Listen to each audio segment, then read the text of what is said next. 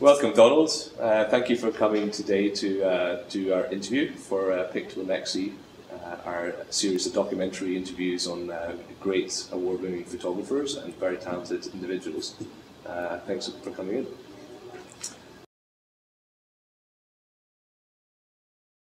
I was an architect. I have, I guess, a very sort of long established educational training in visual arts. So I've never been really formally trained as a photographer or as an architect. But in high school, I studied at an alternative arts high school. So, you know, with art history, life drawing, and sculpture and stuff in my high school days. And then from there, I went on to OCA.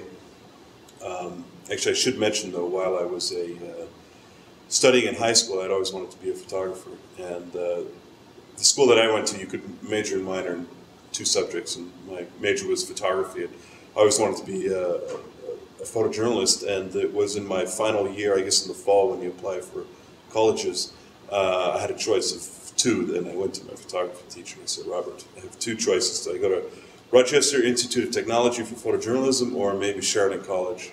It was, I think, a 2 or 3 year program, general photography program.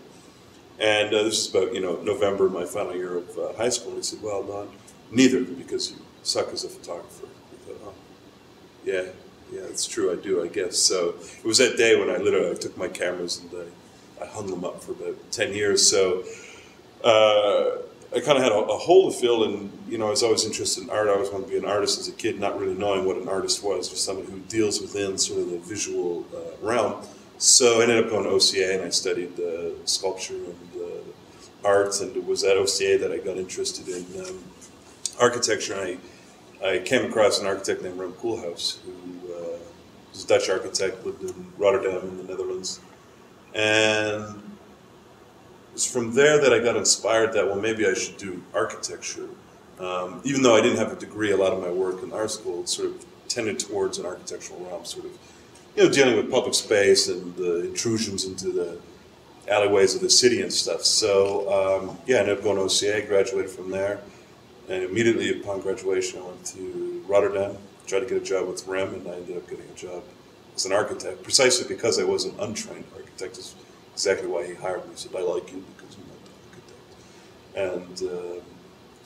And so, yeah, I ended up staying almost about 3 years. That was in about 96 to 99. And while I was in Holland, I sort of remembered my love of photography, because I thought, well, you know, I'm in this, you know, I'm a kid from Toronto, Canada, you know, glass buildings everywhere and brand new streets. And being in Europe was great because it was a different cultural space for me. So I just wanted to remember that. So I bought myself a little camera and just started taking pictures. And then I just remember, like, that first picture I took, suddenly that charge that I got when I was, you know, a teenager taking photographs. Yeah, no, it was kind of an interesting experience. I mean, everything I guess I do in my life is sort of almost haphazard in a way, but I traveled a lot in Africa. I'd ridden my motorcycle across Africa in 1998 for about 6 months, and I wanted to return, but I wanted to do the whole thing from South Africa all the way to Morocco. So I was planning a trip, and this is at the same time I'm trying to reconcile, you know, being a photographer. I knew architecture, I was at the end of it, I couldn't deal with it anymore. So while I was planning a trip for my year-long odyssey in about the year 2000, I wanted to, you know, ride my bike. And I was here in Toronto on Pape Ave. I was taking it out for a test run. It was February. I just quit my job, taking my bike out, all ready to go. I had my shipping container ordered, and I think it was the next week or the week after, to ship it to South Africa. And I was taking it out for a little shakedown or a test run. I got hit by a car, and I just remember plowing into this old Chevy, scooting across the hood, landing on my back, you know, and sliding, and I could see my crumpled bike sort of smoking, and you know, all the fluids leaking out. And while I was sliding back, I thought, wow, now I'll be a photographer. And so it was that day. I remember, I remember literally standing up, and I still had my motorcycle gear on me, and I said, okay, I'll do it. And it was that summer then I enrolled in a quick 6-week program at Loyalist College, just to kind of get myself out of that other world, and I ended up getting a summer job at the Toronto Sun. That was sort of the first, that was my first start in photography.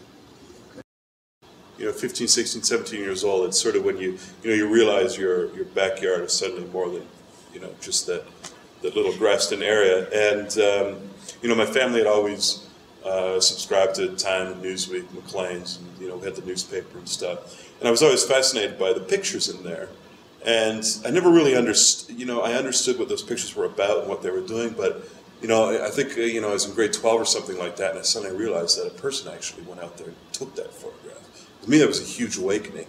So ever since then, I got really sort of involved or obsessed with reading the news weeklies and seeing the photography. And also at that time, you know, high school, for me, it was the late 80s, I was born in 73, so, you know, from like 1987, 1988 to the early 90s, for me, it was a fascinating time in history. Not only because, you know, I was growing up and starting to see the world as a bigger place, but also I think the world was growing up, you know, with me. And I saw, you know, I just remember photographs, you know, the collapse of communism, and like hundreds of thousands of people fleeing from the Czech Republic and Eastern Germany, you know, going to Western Germany. I remember watching TV the execution of the Ceausescu's, you know, Christmas Eve in 1989. You know, the wall coming down, and, you know, all these major, Tiananmen Square, all these major historical events that were all captured on, you know, television or film. And there was a couple of pivotal photographs that were seared into my head where I said, wow, somebody's taken that and I need to go take that picture too. And there was a series of photographs by Chris Morris from Panama. I remember the invasion of Panama in 1989. And I just remember his pictures in Time magazine. And I also remember, of course, you know, it's a great photograph of Yeltsin standing on top of a tank in front of the burnt out White House. So those were definitely, you know, images, and specifically one photographer who I would always look out for. I always, you know, Chris Morris, I always sort of say, oh, there's that guy, you know, interesting. And so he was sort of the first instance where I associated a photograph and a photographer and an event. But then, you know, said I was an architect, and I kind of got out of photography. But when I was getting back into it, I discovered a photographer, a French photographer named Ramon Depardon, who to this day is probably my ultimate photographer. He's a magnum. He's, you know, been around for, I think he's in his mid-60s.